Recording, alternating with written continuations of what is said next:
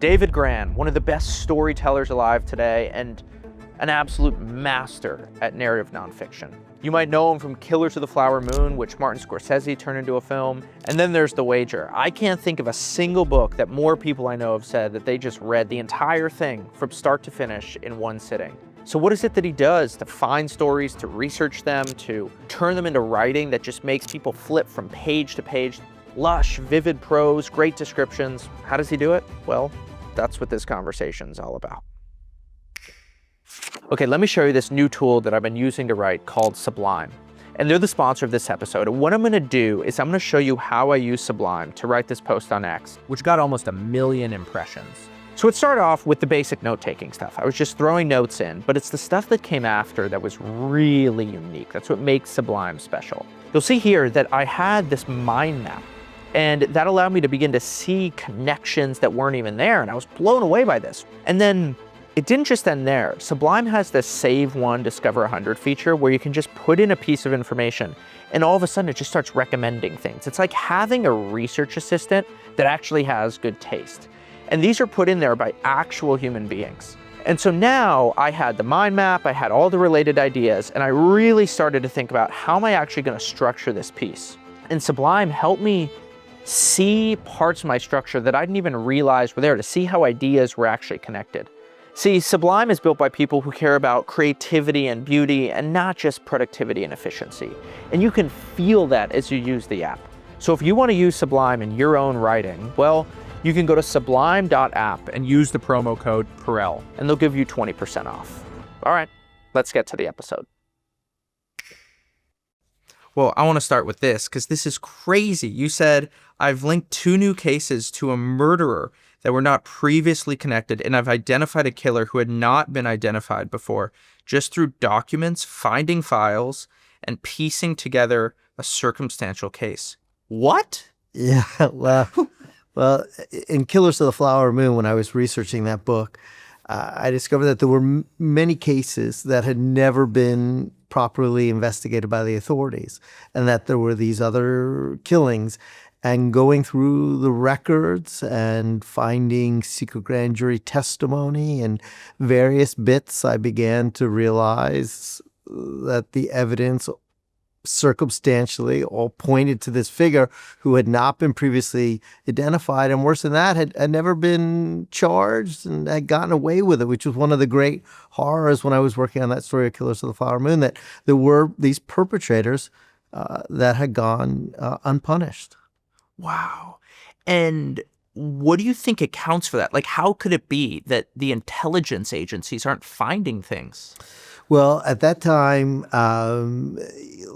this was taking place in the early parts of the 20th century when these killings were taking place. Yeah. There was a great deal of corruption in local law enforcement and poor training. It was very easy for the powerful to tilt the scales of justice, to pay somebody off. And as it turned out with these killings, which was basically the systematic targeting of members of the Osage Nation for their oil money, because of the corruption, because of prejudice, a lot of people got away with this. Yeah. So how does that research process work? You just look and you're scanning, you're looking and you're scanning. There's been a few, what I guess I'm going to call breakthrough moments that I want to get to. Sure. It seems like there's kind of these moments when you're gazing around, you're like, I'm going to do a story about this, and then boom, you find something. Yes. I mean, when you're doing research, there is a level of serendipity about it, and a level of tedium that shouldn't go unmentioned. I mean, a lot of research is staring at documents weeks and weeks and weeks, and then suddenly you open a folder. It may not even be properly marked or indexed in the records. One of the things that was so helpful for me in Killers of the Flower Moon and piecing together evidence was in a folder I had seen somebody had cleaned out their office probably back in the 30s or the 40s, 1930s or 40s, and just dropped in the secret grand jury testimony. That evidence should not have been in a public archive, but it was just sitting there unmarked, kind of scattered. And it was hugely helpful to me in piecing together some of these cases that were never properly charged. And You must just have crazy patience, huh? I feel like I could never do that. Well, I always joke that the only difference between being a writer and a non-writer is the writer is just willing to basically sit for hours and hours either fixing one sentence or looking through endless boxes. You know, it's amazing. For Killers of the Flower Moon, one of the major sources of research was a branch of the National Archives, which is in Fort Worth, Texas, not far from where you were. And it's about the size of an airport hangar. And you could fit in a few airplanes in there. And you would pull these boxes. You get in there early in the morning and out would wheel these boxes. But you could spend a lifetime going through those boxes. So if I was like, man, Killers of the Flower Moon, The Wager, such a good book. Like, how much of that being a great book comes down to research? Like, dude, I just did the work to find the information, to dig up, uncover the story, versus like, I sat down at my keyboard and I just wrote and wrote and wrote and wrote. Well, there's probably a convergence of the two, but I will say if you're writing nonfiction, if you are not a fiction writer, a great book can't exist without the first. It can't exist. So the underlying research, the details you extract from the research, what lets you create scenes, what lets you get as close to the people you're writing about, to have emotion from their diaries or their letters or their correspondence. So they are interconnected if you can't then kind of convey them in words and create scenes around them. But you could not do it without the first. So the first is foundational. And I think sometimes people forget that. I mean, I will have an outline for a chapter, a single chapter in a book that may be only a 3,000 word chapter. I may have a 200-page outline of information that I have absorbed from all the records and all the documents that will allow me to reconstruct something faithfully, but also vividly. Whoa. So what is that outline like? Oh, it's just massive. So, for example, let's say you're meeting someone. So, in that chapter, you'd have all the biographical details, every little physical detail about them. Did they walk with a limp? What color are their eyes? Anything they said? What's their manner of diction? Do you have any quotes from them that reveals how they speak? Let's say you're building an opening scene or around them. Well, who are all the various participants that describe what happened in that moment? The different perspectives, every little fragment, every letter. Let's say it took place in a restaurant. Do you have any description of the restaurant? Do you have a photograph of the restaurant? What will allow you to piece it together? So you're looking at, we're sitting here looking at each other. So we've seen it, right? So we see it. I know what you look like. I know your sweater. Incredibly good looking. Yeah. So right, exactly. So, but what if I know what the color of the rug is. But for most of the stuff I write about, especially when I'm doing historical work, I wasn't there. Some of this stuff took place 300 years ago. So who described it? Where can I find that? I have come across stories, to answer your question kind of almost in a more kind of crisp way. I've come across some wonderful stories I would like to tell, but then I do some research and I can't find any records to tell it. And those are stories that unfortunately can never be told. Okay, so I'm trying to just imagine this, where you're early on in a book, maybe you just finished a previous one, now you're looking for a new idea. Sure. And you're kind of scanning, you're browsing, and talk to me about what are the conditions that you need to be like, yes, okay, I'm going to do this story. Yeah. Well, we'll say whenever I finish a project, I'm exhausted. Some of these projects have taken me years and years, half a decade, sometimes more. And I sometimes find myself just sitting in my office, sitting in a chair, not unlike this one, just kind of looking around going, okay, what's next? What's going to be next? And you keep waiting for that divine inspiration. It will never come. I mean, if it is not a passive process. So after using a few weeks of that, going, okay, and then you get terrified. You're like, okay, I'll never find another idea. I'll never find another project. Yeah. You start to kind of frantically look around, and you do various things to do that. I call random people. I call people I may have read a newspaper story where I saw somebody had a profession or was a scientist who had a breakthrough. And I said, oh, that's really interesting. I'll randomly see if I could track down that person and call them to pick their brain. And sometimes they're like, I'm trying to save humanity right now. I have no time for your little book. Yeah, for your little book, your intrusion. Who the hell are you? And then every once in a while you're like, oh, wow, that sounds like so much fun. Let's chat. And you have these random conversations and maybe something will come out of that. Or you start looking at books or subject matters that interest you. Maybe you look at footnotes. So, for example, The Wager, my most recent book, I was sitting around and I was thinking, oh, well, what would be interesting? I thought, well, a subject that's always interested me was mutinies. I was like, mutinies are just a very interesting form of rebellion. And so I started reading books about mutinies and going online and searching. And suddenly I ended up in a British archive that had online a digital scan of a journal from the 18th century. It was written by John Byron, who had been a 16-year-old midshipman on the Wager. I had never heard of him. I started reading this little booklet. It was written in very old English, so it had the S's were F's. And at first I was like, oh, what is this? It's hard to read. It was kind of faded. But then every once in a while I would come across these remarkable descriptions. I mean, we're talking about writing, right? So I'm reading this journal and I would come across a passage. He described the storm around Cape Horn. He said the perfect hurricane. I thought, God, that's such a modern kind of a phrase, the perfect storm, the perfect hurricane. He started describing the scurvy and how it got inside people's bodies. Oh, this is kind of interesting. By the time I finished, I thought, this has got the hints and the clues to one of the most extraordinary sagas I'd ever come across.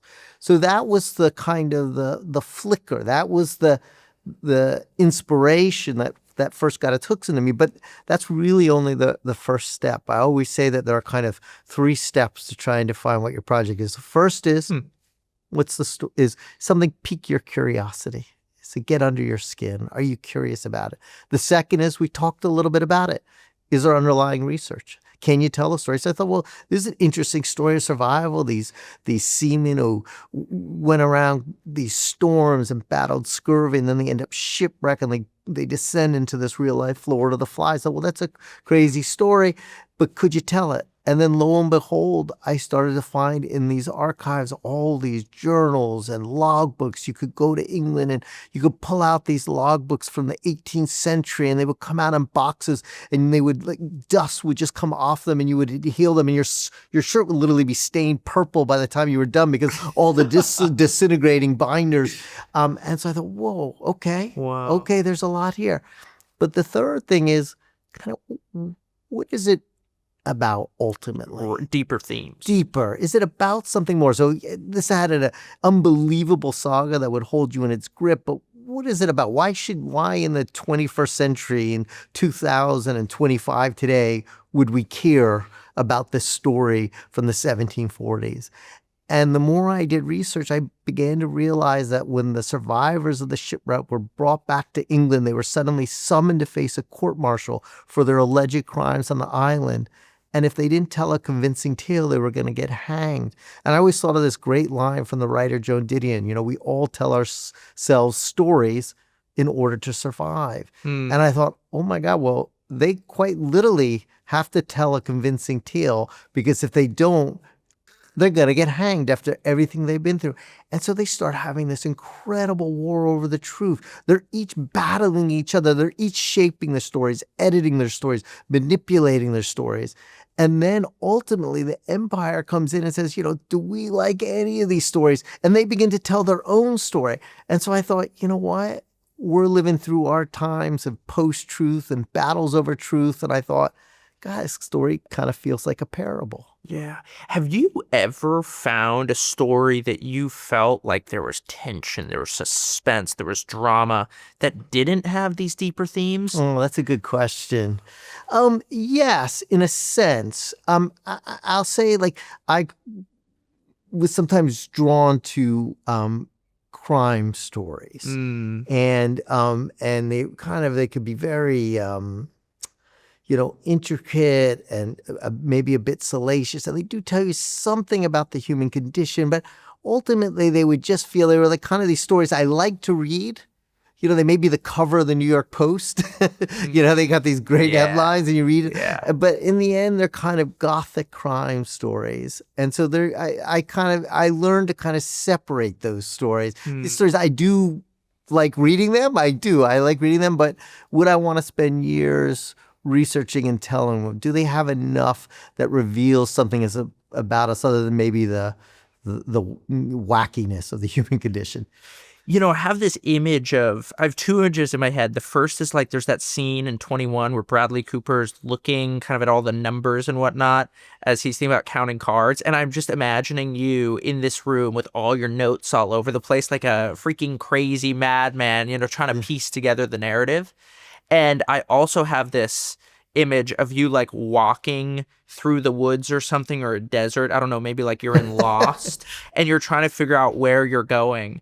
And what's the story of that aunt or like that woman who you met who had the file like up in the attic or whatever? Oh. And you just find these things. You're like, oh my goodness, how did I find that? But always kind of following your nose and moving towards some clue without ever being sure that there actually is something right there. You don't know. I mean, and life is a mystery. And often the people I write about have a certain mystery, because when you tell other people's stories, in hindsight, what happened, right? They found the lost city, or they didn't find the lost city, or they disappeared. But the people, as they are experiencing these events, no idea. They have no idea. If you're on the ship of the wager, you literally don't know what's going to happen in an hour. Yeah. Am I going to fall off the boat? Am I going to drown? Am I ever going to see my wife? Am I ever going to hug my baby? They just don't know. What is this disease? I don't even know what's causing this disease. Oh yeah. So they live with that, and I do think there is a kinship when you embark on a story. That there is an element of mystery. You don't know what you're going to find. You don't know if your journey is going to end in disaster, both maybe your research and maybe your book will be a disaster. I mean, there's an element of fear and risk and even a little terror when you embark on these projects, because you don't know the denouement. You really don't. You don't know what will come out of it. And, sometimes when you're 2.5 years in a project, you do feel like you're in Lost. You're like, am I ever going to get off this island? Yeah. In what way do you value sense of place? So I know with the wager, you went down to Wager Island. off the coast of Patagonia, Chile. So tell me about that trip and writing the sense of place. Yeah. So it's interesting. I spent the first 2 years researching that book in archives. And I'll be honest, it never really occurred to me that I might go to Wager Island. It just seemed like this remote, windswept, cold, barren place. I didn't even... How would you even get there? I mean, there's not like they're running ferries to Wager Island. They're like, I'm not from Chile. I wouldn't even know who to hire. Like, so it didn't even enter my consciousness. I just was in the archives, looking at documents. And then about 2 years in, you just start to say, well, gosh, can I really understand what these people went through? Can I really understand that island unless I see it?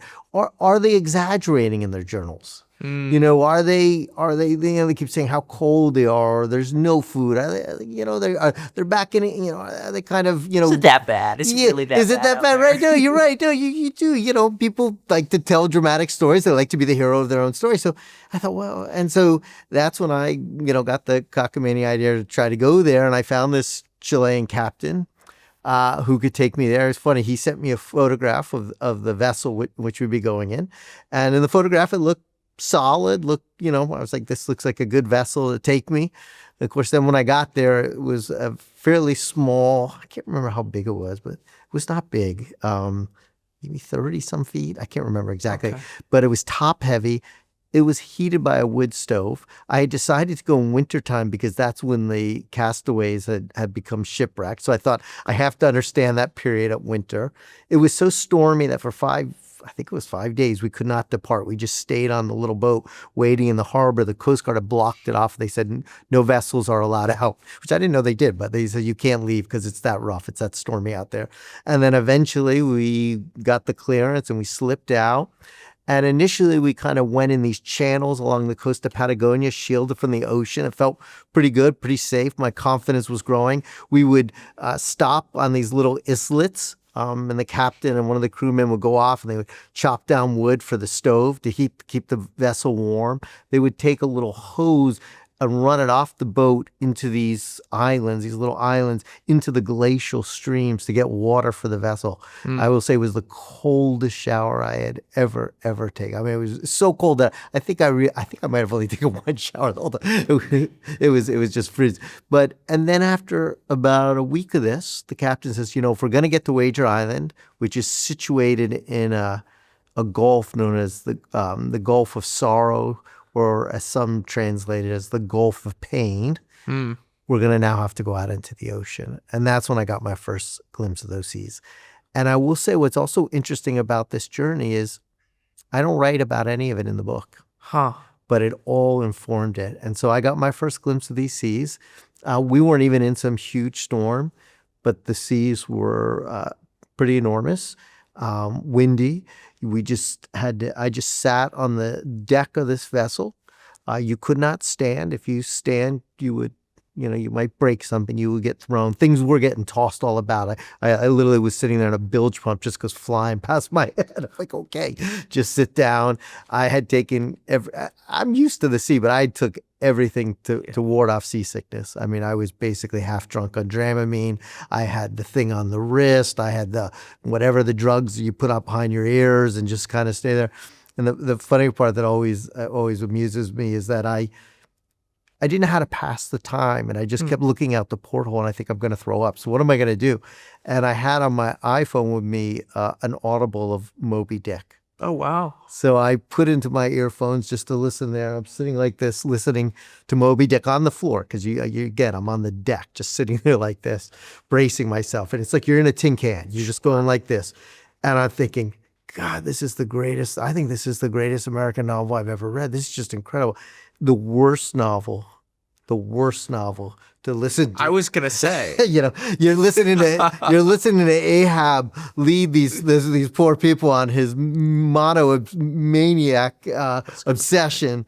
But our captain was skilled. He was an Ahabian, and he did manage to get us to the island. Well, so last year I went to Patagonia, and I was looking up where Wager Island was. Yeah. It's a little bit north of Torre del Paine, so it's decently up the coast. It's like right at the top of Patagonia, and we did a trip basically to the Cape. Yep. And it was the same sort of thing. We're in a little bit of a bigger ship, but we were going through all the inlets. Yeah. You'd read about in school. Oh yeah, the sailors would go down, the ships would crash, super dangerous. And the first few days we'd go through the little inlets. I'm like, what are you talking about? Like calm waters. I'd go water skiing on these on this glass. And then there was like our third or fourth day, and they said, tonight we're going to go out into the Pacific. So it might get a little topsy-turvy, but they're like, it's good weather tonight, so we can do it. And we finished dinner, and I go to sleep. And then at around 2 or 3 in the morning, I woke up because the ship was just boom, boom, boom, boom. And I woke up, I was like, oh my goodness, this is what we read about in school. I'm going to go outside. So I get my stuff and I start walking around the boat, and everything is fallen over. And it is pitch black, middle of the night, deep, dense fog. You not even close to seeing the stars. And I go outside, I open the door, and I go, nope. And I close it immediately. I'm like, if I go outside, I will die. Yeah. So what do? I go up to the third or fourth deck of, it was a small cruise, basically. And I was on the third or fourth floor, probably 50 feet up, and every 20 to 30 seconds, the waves were so intense that the water would splash the window. And I'm telling you, in that moment, I understood why people revere someone like Sir Francis Drake. Yeah. Like the kind of courage, the audacity in order to go sail like that, I just had no idea. And I had that visceral sense of it. And from that, I'm like, yes, that's why you would go down, because there's no way that you can pick up on that by reading about it. The terror, the fear. You have to feel it. You have to see it. And it just helps you get closer to the people you write about, to understand them. And what's amazing is, like, in my own experience, I'm only glimpsing a fraction of the level of storm and sea and tumult that the seamen encountered, because they had come across Cape Horn in the perfect hurricane, where they have waves that are dwarfing, a 90-foot mast, the strongest currents on Earth. Their sail, they couldn't even fly their sails. They had all blown out, and they were tipping 45 degrees. I mean, the ships were breaking apart. I mean, it just, but it allows you to have that kind of emotional connection, for lack of a better word. And then eventually we did get to the island, and, we anchored off it, and then we took a little Zodiac and we went on the island. And, even just a small detail, we've talked a lot about research. So in their journals, they kept saying, it's cold, it's cold. Now, when I was sitting in New York, I just put it into my computer. What is the temperature in that part of Patagonia in wintertime? Yeah, I said about 32. And I said, well, okay, that's cold, but it's not Antarctica. But then when I got there, I was like, oh no, it's really cold, because it was blowing about 25 to 30 miles per hour off the ocean every day, just hitting the island.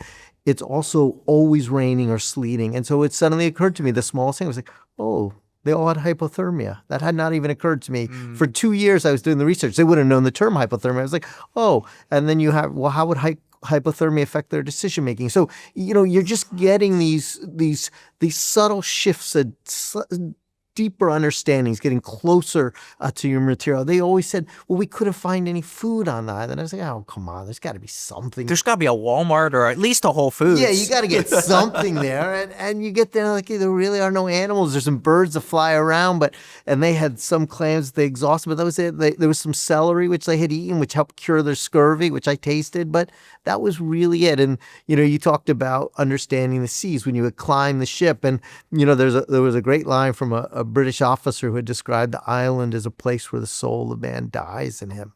And when I stood on that island, I said, okay, I understand why the soul of a man would die. And I'm sitting here trapped on this island. And then there was, we talk about revelation, right? And revelation is the surprise, the kind of unexpected. And so when we were on that island, the captain at one point said to us, pointing to a stream, and he said, take a look over here. And in that water was this timber. And they were about 5 or 7 yards long, these thick pieces of timber. They didn't have nails. There was no metal in them, but you could see they were held together with these kind of round wooden pegs called tree nails. And they are the remnants of an 18th century ship, believed to be from His Majesty's ship, the Wager. And that was all that remained. I mean, I just kept staring at that wood, because after all that ferocious struggle, because on that island there had been coup and counter-coup and cannibalism and a murder and more than one murder, and yet that was all that remained from that ferocious struggle. The biggest lie that writers will tell themselves is, I'll remember that later. No, I mean, there's so many times when I'm listening to a podcast that want to save something, and I just never end up saving it because typing it into the phone is just too much work, Well, I found a great solution to that problem. It's called Podcast Magic, and they're the sponsor of this episode. So what you do, super easy. Say you're listening on Apple or on Spotify. If you find a bit in this conversation that you really like, just take a screenshot of it and then email it to podcastmagic@sublime.app. If you email it like a minute later, you'll get an email back with the transcript, the context, all the information that you need. And then that way, you don't need to write down all the information. So if you find something in the conversation that you really like, well, check out Podcast Magic. All right, let's get to the interview. We've been talking a lot about place. Yeah. Talking about people, because people are so core to these stories. And you were talking about it a little bit earlier with the descriptions of people. And as you think about piecing together characters and even more specifically describing them, turning them into not two-dimensional people, but three-dimensional ones. And we can actually, Captain Byron, like, how do we really understand this guy? How do you think about doing that? So, it does begin with underlying material. Any documents, any letter. You're trying, journalism or nonfiction or history, you are a external observer. You know, Okay. it's different than a film. I've had films made of my stories. It's different. That you are internal. You know, the camera may be outside, but you have actors playing these people, animating them, playing them inside them. As a nonfiction writer, you can't do that. I mean, you don't, unless you described a wink or a tear, you don't know that happened to them. So you're trying to get as close to their consciousness as possible In writing. in writing. And you do that through finding every scrap, every letter, every piece of writing, every observation. What house did they grow up in? What did that house look like? Okay, maybe did the relatives write anything about them? Who were their ancestors? Where did they come from? What was their lineage? What was their class? You are trying as best you can to understand them. And let's say they're in a profession, and how did other people describe that profession? So you're trying to learn everything you possibly can to bring them to life. And I always say that the job is not to romanticize the people you write about, or to do hagiography, to make people seem better than they are, to gloss over their foibles or their sins. And you're also trying not to exculpate them. You write about some really bad people, and you are not there to absolve them. But your job is to understand them and to show them as fully rendered as you can. And you feel a certain moral responsibility to write about them, even if it's 300 years later than they lived. And you know they will never see a single word you write about them. Yeah. How do you think about if you have 10,000 descriptions of somebody, 10,000 words, how do you think about the ones that you choose? You know, I was prepping for this and I was thinking about what is the difference between realism and impressionistic. And I was like, I wonder how J.K. Rowling describes Hagrid. And so I went and I pulled it up. This is how it begins. A giant of a man was standing in the doorway. His face was almost completely hidden by a long, shaggy mane of hair and a wild, tangled beard. But you could make out his eyes, glinting like black beetles under all the hair. And I was like, oh, okay, that's a pretty good description. And we're not getting the whole description of Hagrid, but man, you can see what's going on. There's selective description. Yes. And you know, it's funny, you are always looking for the quote or the phrase that cuts to some essence, or when you hear, you know, it's not so different from when you're in a conversation with somebody and someone says something really interesting. You may have been talking at a dinner and much of it will just kind of fade away, but you'll remember a couple little bits. And when you're doing research, it's not dissimilar. And you're also, like, for example, whether it be a physical description, but I'm also even interested in the way people talk. So what is their diction? Their diction reveals something about them. It may reveal their level of education, it may reveal their mannerism and speed of speech. Are they a quick talker? And so all these little bits that reveal the essence of who they are. Yeah. And people wrote about those things? Well, you can. So in some cases, it's through a written medium.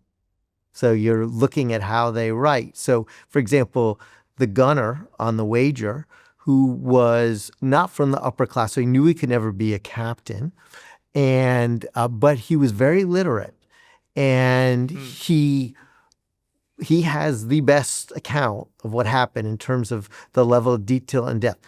And he wrote the way his character is. He did not write the way most people wrote in the 18th century, because most of the people who wrote were all from the upper class aristocracy, and it tended to be a very Baroque kind of style, very ornate, and in a way it really doesn't translate very well. I mean, not a lot of great writing for that period.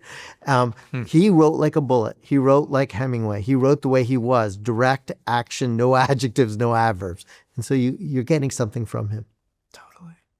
Yeah.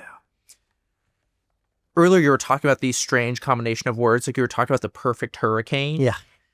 But I came across this one, arrested while in prison. Yeah. Tell me about that. Yeah. So that's one of those things we talked a little bit about, trying to find a story. How do you come across one? And I used to always read the briefs, especially when there were a lot of municipal newspapers. Unfortunately, there are not as many of them. And, you know, they would always have that column where they just do these little summaries of the news. And I remember I was scanning the briefs in some California newspaper. I was reading, they're usually an inch. They're usually like 2 sentences. And I came across a story that was describing the Aryan Brotherhood prison gang. And it said... That sounds terrifying. They were terrifying. And it said several of them had... I do not want to have a beer with those guys. Yeah, they're probably worse than the seas around Cape Horn. But in any case, it said that several of them had been arrested while in prison, and some had been in solitary confinement, the leaders. And I just thought, arrested while in prison? That bizarro combination of words, a little bit like the details we talk about that you might hear in speech or something. I just thought, arrested in prison, like who gets arrested while they're already in prison? And then I started to just feels like antonyms. Yeah. And then I just started to ask myself some basic questions, and then some of them were in solitary confinement. I said, so how do you even run a gang from solitary? How can you be a gang leader if you're in solitary? How do you communicate? What is your tenure? And so all these questions started to emerge, but it just started from that. We talked about what is it that seizes you? It was just those words. I remember that article was about that long, and then it led to a very long story and investigation of the Aryan Brotherhood, the most murderous prison gang. Let's talk about this. Do you want to read it, or you can read it, or I can read it, whatever. Yeah, I want to hear you read it. Okay, sure. So in May, when coyotes howl beneath an unnervingly large moon, taller plants such as spiderworts and black-eyed Susans begin to creep over the tinier blooms, stealing their light and water. The necks of the smaller flowers break and their petals flutter away, and before long they are buried underground. This is why the Osage Indians refer to May as the time of the flower-killing moon. Man. So what's going on here? How do you think about, as you're thinking about constructing a paragraph like this, what are the elements that you see? So this, in many ways, I thought was a metaphor for the book and what I would be writing. The Osage name each month after a particular moon, and in the month of May, in their tradition, is this little flower-killing moon, because all these beautiful little flowers I described, they spread over the prairie. They look almost like confetti, and then the taller plants come and steal their water and light, and they begin to die off. And it's in the month of May when one of the first murders takes place in this reign of terror. And so that is why I began in May, and why I wanted to describe this moon. And I thought it was very important to also anchor you in the Osage tradition, since this is an Osage story. Yeah. Tell me about this: the spiderworts, the black-eyed Susans, the large moon, the tall plants, the coyotes. Like, if you were to almost circle all the things that you can see, like how much do you think about this as I'm going to paint a painting versus I'm just going to, I don't know, share a few details and make sure that there's a bunch of symbolism, a kind of realism versus impressionism? Well, you're looking for some of the most, the vivid language, especially here, because you are painting a scene. And, we talked a little bit about arrested while in prison. There are certain phrases. And when I was just doing the research, there's a wonderful Osage writer called John Joseph Matthews, and he really is an unbelievable describer of nature. And he has a book called Talking Moons, I believe it's called, where he describes these moons. And there are certain words which were just so beautiful. So spiderworts, it's just a word. But in itself it's just an evocative word. Black-eyed Susans. I mean, people who name things sometimes there are wonderful names and descriptors. And so they're just it's just poetic language, and it's just their names. But, you could have said such as, you could pick some boring name or some non-vivid name. It so happens that those particular details create an image and have a power just in their very name. Yeah. And also, we talk about setting, and it brings you into the prairie. It brings you into this part of the world, into the Osage tradition, and into a setting where this is going to take place. Yeah. And for someone like me, that's very striking because, I'm a New Yorker, and, I had never been to a prairie. I don't think. I'm pretty sure I'd never been to a prairie. Not like that. Certainly never some vast open. They are expansive. Oh, they go forever. And flat. Yeah, and the tall grass, the bluegrass, tall grass, just it looks like an ocean when it blows in the wind. And so, for me, part of finding words for language is also trying to find words that help allow me to understand the world I'm writing about. Yeah, I always think about Robert Caro when he was writing his biographies of Lyndon B. Johnson. He wanted to go out and he needed to write about the hill country where LBJ was from. And he said, I need to go move there and actually live there for 3 years. And you can feel the time that he spent there and the way that he describes the limestone rock and the architecture, the shacks there. I mean, it was striking because I ended up going to LBJ's ranch a few years ago, and it was like the least surprising experience ever. It was like I had been there already. Well, Caro is a hero, and it's interesting that you mentioned that because I had obviously read that book and LBJ, part of his series, and I remember I had read an interview with him where he had described kind of being out there and like camping out in that area. And when I was working on Killers of the Flower Moon, again, having not spent much time in a prairie, I was writing about a woman, Molly Burkhart, whose family is being kind of systematically killed during this period.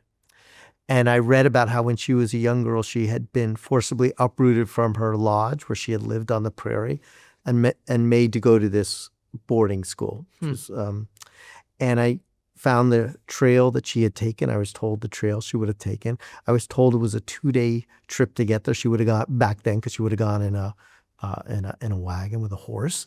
And so I decided the trail was now mostly covered up and overgrown, and you couldn't drive through it, but you could drive at least partway into it. And I spent the night there where she would have spent the night, just camping out in the prairie so I could just see what the prairie was like at night, what would have been like, what was the sky like, the vastness. I didn't write any of it. It didn't write any of it because it was me. It was my own trip. But it was just, again, helping me somehow feel closer to the people I write about, to understand what they would have been. Imagining, I just sat there thinking, what would it have been like to be a 7 or 8-year-old girl forcibly uprooted from your home, your tradition, suddenly being hauled across this prairie to go as far as you have been, to go to a boarding school where you could no longer speak the Osage language. Yeah. How do you think about suspense? Because the way that I discovered your work is my friend Sam, he read The Wager, and he was like, dude, I just read this in one sitting. I never do that. You need to look into this guy's writing. Like, it's just, you just can't stop reading. You can't stop reading. How do you think about creating that? I've heard that from so many people about your writing. Yeah. So, I mean, the dirty little secret is often really simple, which is I tell most of my stories chronologically. Yeah. I tell them, you may have a prologue that will hook the reader and kind of lay out the suspense that you're going to get. But let's say you're going on the ship of the Wager. Well, that's life and a voyage in particular. There's a reason that so many narratives grew out of these sea tales, because it mirrors a plot, right? I mean, you're getting on a ship. You're going to be heading out into a place you may not know. You're going to face elements that are going to test your character that you may never I'm thinking of Shackleton. Yeah, like a Shackleton, right? And it's going to test your character. It's going to reveal your character. And you never know how it's going to end. And so part of it is just telling it in chronological order. The key is to describe things and see things the way the people you're writing about saw them and experienced them, not with the power of hindsight. Yeah. So when I'm writing it, I know what's going to happen to all these people, right? I know what happened. But when they're living it, they don't. They're living in suspense. They might not see their wives and their children. They don't know anything. So that's the mindset you want to capture. I always say if you tell a story with hindsight, you impose that knowledge. That is an artifice. That is not the way history is lived. That is not the way we are living this conversation. We don't know how the conversation will end. We do not know what will happen later today. And that is the way people experience history. You live inside of history. And so I always try to tell it with that level of suspense that people went through. Now, many of the stories I'm writing about have inherent suspense, and there are things you do structurally, and you think, and the story, even if you're telling it chronologically, where do you end a chapter? I mean, there are certain kind of little tools and mechanics that you do use. And, I read a lot of suspense fiction that probably helps. Where and how do you end a chapter? I mean, I just opened up to a random page. Yeah. Page 110 right here. The wager was alone at sea, left to its own destiny. Yeah. Yeah, okay, gotta go to chapter. Gotta go to right, and you're aware of that, and you kind of have when I think of a story, I think of it in kind of there are two dimensions of the suspense. There's the suspense of where's the whole story going to end, right? But then also where are these momentary scenes going to end, and you want the suspense. So you have this kind of larger. You write to the last sentence. It's very funny that you say that. So. Not always. For the wager, I had from my trip a last line in my head after I made my trip that I thought I would end the book on. And for a couple of years, I was like, my last line would be something about, the only sound was the eternal hush of the sea. I quite liked it. It's very poetic. And I wrote it when I got to the end. And then I looked at it and I thought, it's poetic. But the sentence preceding it speaks to the larger themes. And so I ended up cutting it. I had to kill, what they always say, kill your darling. Talk about killing a darling. Yeah, I had to kill your darling. And so, yes, that was one. And then how do you think about those prologues, like bringing people into it's the important. story? Yeah, you want... You said you struggle with those a little bit more, right? They're very hard. I find them the hardest because... they're a little bit more, you're looking at a story way above. I like to kind of be in the weeds with the story, and with a prologue, you're kind of, how much do you give away? You're trying to make sure you can pull the reader in. Why do you care about this story? Look, I know the world in which we live. The world in which we live is a world in which I live. Oop, ding, my phone just beeped. Oop, I hear someone's Spotify music playing. There's a new movie out. This great podcast I can listen to. And so you are competing for human beings' attention. And so part of the thing you're trying to do in the prologue is to say, okay, come along with me, come along with me for a journey. What do you think you're trying to say? Like, hey, I'm framing this story. Here's why it's important. Here's why it's worth your time. Like, what are the core questions that a prologue should answer? Yeah, so I think you want to have some element of usually, let's talk about The Lost City of Z. It was the first book I did about explorers who disappeared in the Amazon, an explorer with his older son in 1925 looking for this place he called the City of Z. And then I followed in his footsteps to see what I could learn about what had happened to him and whether this city really existed. And if it did, how would it transform our understanding of what the Americas looked like before the arrival of Columbus? Well, on my own journey, there was a period when I got lost in the jungle. So that's going to happen towards the very end of the book. But I plot myself down, at least in the prologue, with myself lost, but then weaving in the stakes of the story, what it was about, to give you a sense. And so you don't know what's going to happen to me. And I'm sitting here, so we do know I made it out. But that's enough so you have a bit of a cliffhanger, and I could weave in, and it's very short. I don't remember what it was, but it's like 800 words, 1,000 words. It's short. But it's just enough to hook you. You say, okay, I got to know what's going to happen, but also I'm subtly weaving in the themes and the stakes of this narrative, because what you're doing in the prologue is you're saying, trust me, trust me, be with me. There's a reason I'm telling this story. And there are some stakes to it. There's some suspense to it. There's some meaning to it. Hopefully there's some beauty to it. And you just need to do enough of that to hopefully get them to come along on a much longer journey. As you think of the prologue versus the main event of the book, how much do you think about your role as David Grann? Is it like, man, I love it when my grandpa or my uncle tells stories, Uncle John, he just has a way of telling a story? Or do you think more of, hey, no, I'm going to kind of remove myself a little bit from this. I am more in service of the story, and I don't really want my personality to be a big part of it. Yeah, it's a really good question. So I'm a generalist, and the subjects I write about are always new. I don't know anything about them usually before I begin. And what matters is the story. It is, what is the story about? What is its meaning? What is its depth? And your goal as an author, I always have some ideal form in my head, that there is some ideal structure, that the way the story should be told, that's separate from yourself. And you're almost like a detective trying to figure out what is the structure, what is the voice. You are always in service to the story.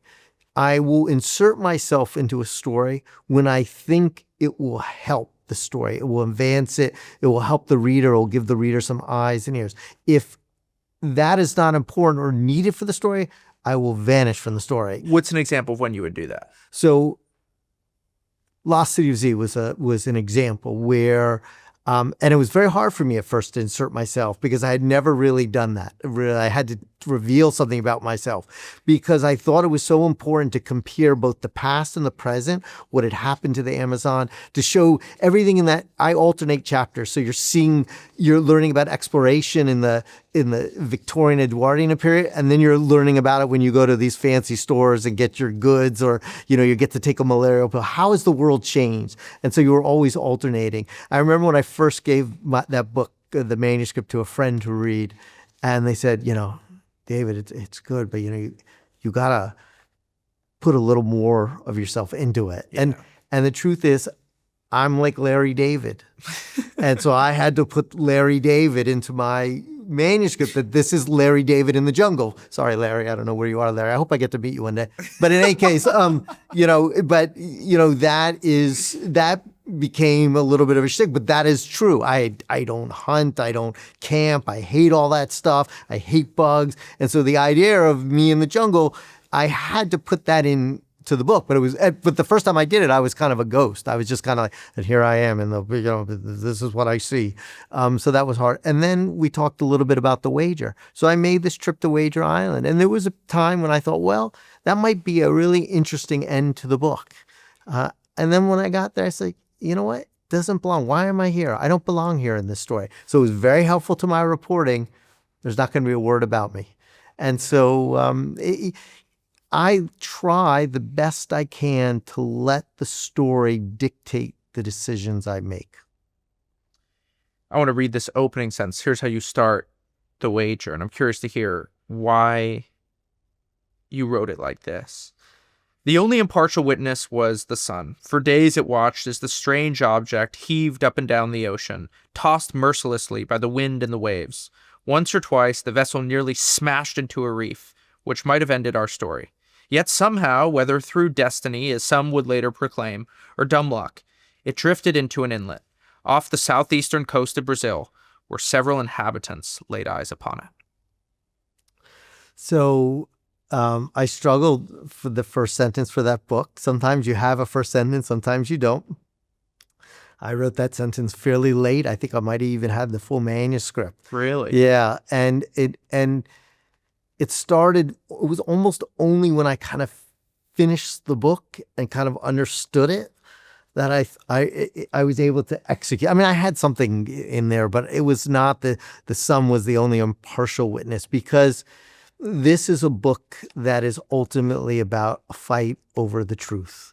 And it's a fight of versions of the story. And it's a lot about what we're talking about. It is how people tell their stories. How do they construct them? How do they shape them? How do they edit them? How do they sometimes manipulate them? And so you are going to go on a journey where you are going to hear warring perspectives. And so this idea that there is an impartial witness, that it was the sun, just occurred to me. So it's this metaphor that fit the subject of the book. And it's also literally true. So it's factually true. Right. You know, they were on this boat and the sun is looking down on them. There's nothing else around. But everyone in that boat, everyone who had been on that island is going to have a different version. And everyone is going to be partial. I didn't make the impartial witness sun connection. Yep. I totally see that. Yeah. Tell me about over describing versus under describing and what it's like both in your first draft as you're trying to make the writing vivid and then as you're kind of duking it out with an editor saying, it's a little much, man, you know? Yeah. So, you know, I'll give you a very concrete example. And I described a little bit about these outlines I will construct. So in the first chapter of The Wager, they are getting ready to set off on this voyage. They have to find a ship and prepare the ship and load the ship. So I, you know, as somebody who had no idea what a 18th century ship was like, became very fascinated, found British historians to give me these tutorials. I went to England. I visited Nelson's ship, you know, Admiral. I want to go on a research trip with you. Yeah, These sound fun. Yeah, no, it was great. And, you know, walking around, you see the cannons, you see all these stuff. And then, you know, you learn how the ships were built and they had to find a wood that was curved to fit the bends and how, you know, for the mast, they would deforest colonies in the Americas to bring over the wood. They needed a more flexible wood for the. So you're doing all this research. You have hundreds of pages of outlines, and you start to write it, and you're just obsessed with all these details. I've spent I don't know how long researching how you would build and load a ship, and then my first editor is my wife, Kira Darn, who's a wonderful journalist, runs a company called Retro Report, and just a great journalist, does documentaries, and so she was my first reader. She always is. She always has been. And I will give her my first chapter very nervously because imagine it's your first chapter. You're like, oh my God, nobody has seen any of this. I've finally spent years researching this. I'm putting my first words on the page. And so you give it to her and then I will see her sit down with her pen and I will peer through the corner. She doesn't know I'm there, just kind of like trying to gauge her reactions. What are her expressions? And then inevitably, and I certainly heard it on chapter 1 of The Wager, she was reading and suddenly I hear, oh, God, no. God, no. And that was where I had written 10,000 or 20,000 words on the building of a ship. And no normal reader would ever have had the patience for my, you know, that endless description. And I had to cut it. First, it's like you're mad and you're this and you stomp around and you go, but you know, ultimately when you calm down, I knew she was right. Right. And then you take that 10,000 words and you distill it to the most revealing. That's where you get the best details. What are the best details? Distill it. You know, what are the most astonishing facts you learn? Not every fact you learn. The most took 4,000 trees, as I recall, to build one of these ships. 4,000 trees. Right. That's a fact worth keeping. Yes. And so it's dense. The economy of language there. The economy of language. And sometimes you can do more with less. And I will say for something like The Wager, because there's some setup to The Wager where you have to introduce people to a world they're not familiar with, because you're not writing about you're not even writing about the 1950s where we have some images that we come, it's an 1740. Most people have no idea what's a dockyard. So you have a lot more you have to set up. But, up until the very end of The Wager, I was trying to cut it down because I didn't want the beginning. I had to learn so much to understand the world, just myself. To understand the world of The Wager. Yes, these people, where they're coming, I had to learn a lot more. And so, but what did I actually need to get it to its essence? And so up until the very end, and I do think you have to be willing to cut. You really do. You cannot get so wedded. Here's the truth. It might have taken me 5 years to find a fact, to locate it, to find the letter. The reader does not care at all about the backstory of you getting that fact. Mm-hmm. All they care about is what is on the page Mm-hmm. and what they see and what they hear and what images it creates. And so you need to separate research from what you're trying to communicate with the research. And you're always trying to communicate something with an economy of languages that gets to the essence and brings something to life without bogging it down. You know, you don't need 10,000 words describing the weather. Nobody cares. Mm-hmm. Yeah. Perfect hurricane kind of. Yeah. Yeah. And like, what were the winds? Or, you just have a few, like, how did the rain fall, perhaps? But you just are trying. And sometimes there's one scene that just tells you everything you need. I'll give you an example. When they were coming around Cape Horn, I found in one of the journals a description of how they could not fly their sails because it was so windy. And so they're just tossing about in these, 60, 70-foot waves, these wooden vessels that are kind of splintering. And the captain couldn't control his ship without sails. So what did he do? He ordered some of the seamen to climb the masts and to hold on to the rigging with their bodies and use them as concave sails while the vessel was going 45 degrees to one side and then 45 degrees to the other, like this. That is so vivid and tells you so much about the storm and what it was like for those seamen. Yeah. What part of the process gives you the most joy, and what part of the process gives you terror? It's a good question. Joy is often the discovery of some material or a conversation with somebody, a source, that is just so meaningful. They always say writers should be dispassionate, but I've cried in interviews. I mean, it's sometimes people are telling you there's these stories that are so powerful and so moving, and you find yourself being touched in some profound way, the same way you hope that you will then convey to somebody else, to somebody else.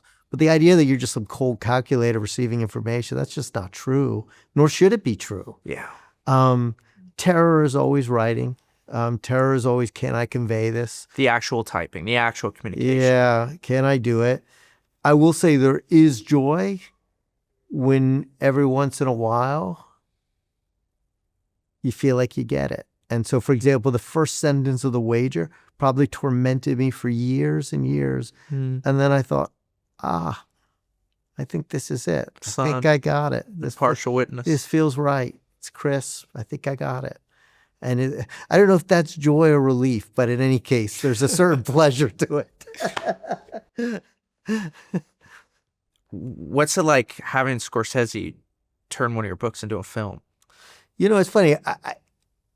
I think it's not unlike what it would be like for anyone. People ask me this question, and I think my experience would completely model anybody else. If you just randomly went up to someone, I don't know anything about the film business. It's not my world. I work in archives. I work on books and articles. I've never written about Hollywood. I don't have really friends in that world, but I love films. I love Martin Scorsese films. You get a call that Martin Scorsese wants to make a film. You're just kind of like, I jump out of my chair so fast that I'd tear my hamstring. I was like, so, I think the answer to the question is the same. I think if you imagine that you got a call that someone who said, Martin Scorsese wants to make your story into film, you feel that sense, and your brain suddenly flashes with all the great films that you've seen by him. And then, then that goes away. Then you start to think of this, okay, so this is going to be a film. What's it going to be? Are you pretty involved in the films? I don't get that involved. I'm so busy working on my books. I'm always there as a resource for them. Scorsese and his team were very concerned with factual accuracy, which was very important to me, especially with a book like that. And so you're there sharing materials. An actor may want to learn something more about the person they're playing. Do you have a document you could share? What records can you provide? Who do you think might be able to help them? They also work to their really closely with members of the Osage Nation, and in terms of getting, understanding the tradition, the language, the culture, the scene, all that kind of stuff. Understanding the story deeper from the inside out. And I think that was really important. And I think, I write about a lot of stories that are lesser known. And part of what draws me to these stories is the fact that you feel like they should be better known. You think these stories have an inherent interest, and you always wonder, well, why don't I know about this? Why didn't I learn about this? And so part of what motivates you is to hopefully spread the word a little bit. Right. And so for something like Killers of the Flower Moon with Scorsese, that was a story that, outside the Osage community, who obviously knew their history intimately and knew what had happened, even in Oklahoma, most people didn't know about this. So the idea that someone like Scorsese, I'm not naive, I know books can reach so many people, but a movie by Martin Scorsese is going to reach a lot more. And hopefully this story will become part of our history, which is where it belongs. What do you feel like us writers can learn from the film business in terms of how to tell a story? That's an interesting question. I don't really think in those terms. I'm going to be honest with you. I don't. I think they are two different mediums. And I think too often we conflate the mediums because I think a film is you're able to inhabit people. I suddenly saw actors playing people I only knew in two dimensions on paper. So they're very different mediums. But I will say there is a visualness to the medium that I think influences us all, even as writers, just the way writers influence film. And so I think it's how you construct scenes and around people who are interesting and capture them and reveal them. Those elements are shared. And, a lot of my stories and books have been turned into film without me ever thinking about that. And I just think that is that connection where if it's a powerful story, they can be told in these different mediums. And one of the things that film does that I think should be done in good writing is you see the room. You see it. You see these people. You hear them. And so part of the things you're trying to do with writing now, it's a different medium. You're trying to use words to convey that. But you are trying to each reach at that point of visualness, of vividness, of depth through words, one through film. So I don't think of them that much. I never think like, oh, this would be I've never once thought this would be a good movie. Draw out a little bit more of the film is like this, books are like that. Film is like this, books are like that. I feel like we haven't gotten to the bottom of this. Yeah, sure. So here is an example. We've talked about research. Sometimes people say, well, why'd you write it this way? Or why did you, choose this scene? As a historian or a nonfiction writer, you are handcuffed. You are handcuffed. I don't open a story and say, I'm going to begin here. I look at all these pieces of material I have. This is all the material I have. I don't have any more material. I can't go over there. Right. I can't go into this room. Right. Oh boy, I wish they had said something there. They didn't say anything. I can't write that. There are not going to be a lot of scenes in bedrooms. Let's put it in their journal. And so the puzzle is, how do you make it work with these pieces you have? Sometimes you begin books partly based on what the underlying research tells you and allows you to begin. That's the scene that the material allows you to tell. Not because it was necessarily, I had a million choices, I could create a million choices. And with a film, Right. you can suddenly go different places. You create dialogue. Even a film that is, I've been very lucky to work with directors who are, concerned about facticity and the truth, but nonetheless, they're going to have people play them, and there's going to be bits of dialogue. And so you are more hamstrung. And so the puzzle is, how can I best tell this material based on being handcuffed? Yeah. And the decisions you make are determined by the underlying material. And sometimes that is not always ideal, because sometimes there's somebody you would love to hear in a story, but there's no underlying record from them. Mm-hmm. So you can't tell their story. As I've gotten older and I do this more, I try to let the reader know about whose stories maybe aren't told, but should be, but there's no way to fully tell them, so that at least the silences speak, because those are important too. But it's a puzzle. I think history and stuff, it's a puzzle, and it's a puzzle based on the research. Yeah. How'd you learn to tell stories? I think the first stories I remember, and it's the way I tell stories, were from my grandmother. Mm. And so when my grandfather had a stroke, he would sit on our porch. How old are you at this time? Oh, I must have been 5, 6, Okay. a young boy. Okay. Yeah, maybe 7. Young, maybe even 5 or 6. And he would sit on our porch, and he had a stroke, so he couldn't talk much. He couldn't really move much, and I never really knew him. I have no memories of him. My memories are of him kind of just sitting there, not really being able to talk or communicate. And my grandmother would sit there and tell me these stories about him, about how he had raced motorcycles and gone down the Khyber Pass, and his brakes had failed, and he had had one of these motorcycles where there was a little cart next to it, and his friend, they're saying goodbye to each other, and then they see a mound of sand, and they roam into the sand, and they went flying, or how he had fled Russia on foot during the revolution, carrying nothing with him.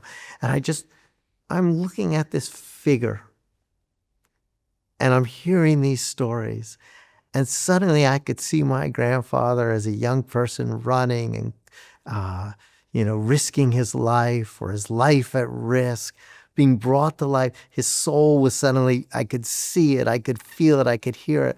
And she would just weave these stories. And so for me, that was the first time I felt the power of language. Mm-hmm. You could bring somebody to life, and you could see them. And I also understood what stories can do. I got to know my grandfather, Totally. who I never would have known because of my grandmother, because she remembered these stories. She told me these stories. These were not written down stories. These were part of an oral tradition. And she shared those stories with me. And I think that was the first time and they were riveting, and they helped me. And I'll just tell you a funny story, is that when I first started telling stories, I became a reporter. And I was a bad reporter. This is at the Hill in DC. Yeah, the Hill newspaper in DC. And I was a bad reporter because I always wanted to tell stories the way my grandmother told me stories. So I would go out, I'd report out a story, and I'd write it up, and I'd give it to the editor, and the editor would say, yeah, this is good, but we got to take your last graph and we got to move it up to the beginning, because the readers got to know what happened. Newspapers, they got to know what happened right away. You got to know. Your second graph, you got to give it away. Hop, chop, chop, Hippity hop. They're not going to read an essay down there. And I was like, yeah, but you give it all away. Like, you can't. Like, who gives the story away at the very end? You can't. And so I always wanted to tell. I didn't know how my grandfather was going to make it out of Russia on foot. I didn't know if he was going to survive the Khyber Pass in his motorcycle. If you put the ending, you would ruin the story. So I always kind of told stories almost instinctively, the way my grandmother told me stories, which I think we all tend to be more instinctive the way we tell stories. How important is bigness with a story? And what I mean is, like, Sully, birds in the engine, gotta land in the Hudson River, saves lives, big story. Twin Towers fall, 9/11, thousands of people die, America changes forever, big story. But then there's stories I remember from my grandparents telling me, it was just like, oh yeah, we're on a walk in Atlanta one time and it was raining and then this happened. And it's like small story, but there's things that small story can capture about the human condition, maybe just because they're more relatable or more personable, whatever, that a big story can't tell? Yeah, I think I never have rules. I think storytelling isn't about, I think if you're telling a smaller story, there are Joseph Mitchell, who wrote, Up in the Old Hotel. He wrote these wonderful stories about the Bowery. They're mostly people who just meet in saloons, and he would tell their story.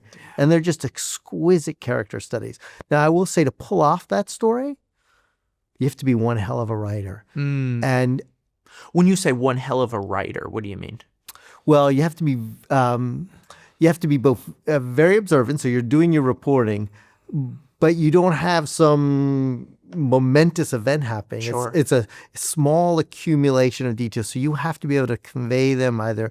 I mean, Mitchell wrote with such beauty. I mean, he was like a novelist. He wrote with humor and his choice of language is really, I couldn't do that. I can't do that. I'm not capable. I wish I were. I wish I had that power of prose. I don't. I know I don't. And so, partly as a writer, you're always pushing up against your own limitations. Right. At least I am. I am always pushing against my own limitations. Can I push it out just like an inch further? Can I just, can I just get more precise, more clear, have a more musicality in the language, But someone like Joseph Mitchell, it's music. You're reading just a beautiful piece of music, and there are writers who have that ability. Most of us don't. There's a smaller number who have that power. But I think big or large is irrelevant. It's like, is there meaning in the story? What is the reveal? How do you tell it? And you can do it in a small story. You can do it in a big story. And sometimes in the big stories, it's the smallest moments that speak to me or may speak to. I'll give you one example. And this is why I do like true stories, because I do think that the truth can be more surprising. I mean, more than at least my human mind could ever invent.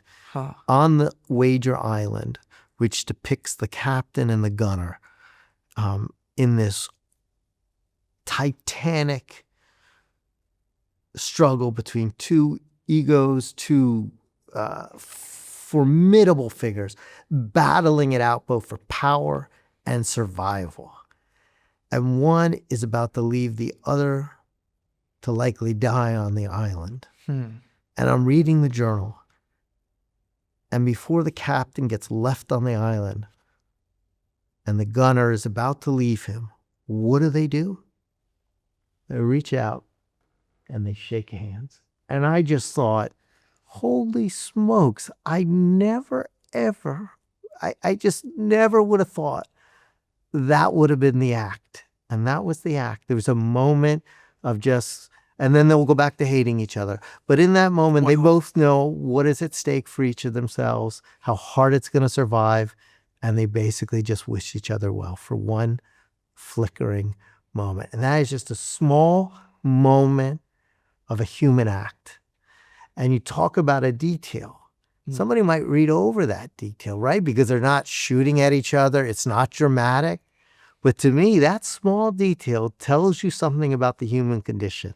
They just shook hands. Yeah, hearing you tell that story, it's like I almost reject the premise of what I said, that the big stories, you got to look for the small things in the big stories, because that's what makes it come alive. Even with September 11th, I always think of the guy whispering in George Bush's ear, the famous photo when he's at the school in Florida, right? Like, that's a small story inside of a big one. And, you just talk to so many writers, and very often they find, even with 9/11, they'll be like, oh yeah, I wrote about the janitor in the Twin Towers. Yeah. And just by following the janitor, I revealed something about this giant story. Well, the truth is, now that I even think more about your question, is that almost all the people I tend to write about are not, I don't really write about prime ministers or dictators, right, or, even necessarily, the people leading a nation would have their own lives in particularity and specificity. Even in the big stories, moments of history, let's call them, when you are swept up, these are almost always just people, people with families or not families, desires, dreams, foibles. I mean, one of the things that interests me with The Wager was just learning about each one of these people who get put on the ship through kind of destiny, and they're going to be caught up in these events. But once they're all burdened by their own story when they get on that ship, and that story may have been a girlfriend they're leaving behind, or someone who spurned them, or creditors who are chasing them, or or ambitions. And so, the truth is, humans live inside of big stories and with all their particularities. And so I think, in a way, I think some of the most interesting stories are told from the bottom up. Like ordinary people. Yeah. Starting there. Yeah, just starting, or just follow people. Or, you're just, who are these people? And because they're all caught up in, sometimes people get caught up in momentous events. My favorite Hitchcock. I mean, one of the things I love about Spinal is like the ordinary person who kind of accidentally, by some quirk of fate, suddenly gets caught up in a huge, espionage ring, and they have no expectation. And I always think that, and I write a lot about the powers of detection, but some of the detectives I like writing the most about are just often not professional detectives, but people who are suddenly trying to make sense of themselves or their own world. We're all kind of detectives the way we live. Yeah, you seem very driven by this quest to make sense of things. That seems to be something that is core to who you are. Yeah, I think the world is a very chaotic place. There is a lot of disorder. There's a lot of confusion. There's lies. There's red herrings. There's herrings. Distortion. There's instability. There's emotion. And so I just speak for myself. I write to make sense of the world, to make sense of my own world. And somehow the element of putting words together, finding the facts and kind of putting together, is my little way of trying to make sense of something. As you're telling a story, you deliberate about themes, love, loss, grief, hope. Like, are you deliberate about these are the pivot points that this story is going to orbit around? Or are you just like, no, those things just sort of emerge? And this is, David, why I look for that sort of deeper aboutness that this story is about. Because then if I have that broader significance, whether to life or society, culture, whatever, then those things just emerge. So I'll say, I think I never come to a story with what it is about. Now, is that in the research process or in the writing process? By the writing process, I hopefully know what it's about. Okay. So in the research, when I discover a story and I begin research, most of these I've never heard of. I don't know anything about them. So I have almost no priors. I mean, I couldn't know what the themes are. I don't even know what they are. I don't know who the people are. I don't know what happened. Mm-hmm. And so part of the puzzle is learning what a story is about. Sometimes I might have you start to have a preconceived notion, or you start the story, you think, oh, well, this is what it's about. But then you do more research and you're like, oh, no, it's not about that. And you always have to be open. I'll give you an example in Killers of the Flower Moon. So there's very little I had found written about it, but the bits I found written tended to be about how there was this kind of singular evil figure who had committed these crimes with a few henchmen, because that was the story that the FBI that had investigated the cases had concluded, and that kind of got passed down.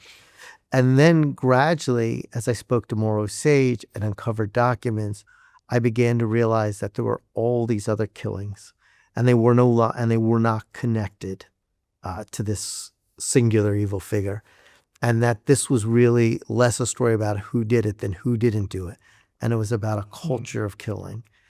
And I remember when that finally dawned on me, I was just like, whoa, wait a second. The book I thought I was writing for 2 years, I'd been working on at that point for 2 years, it just got demolished. and I have to write another book. I have to write a book that this is what it is about. It is about this much deeper and darker conspiracy. And at first, it took me a while because I had been, your human mind is just kind of organized your research around this concept. And then that got shattered. And I was like, okay, all right, get my bearings.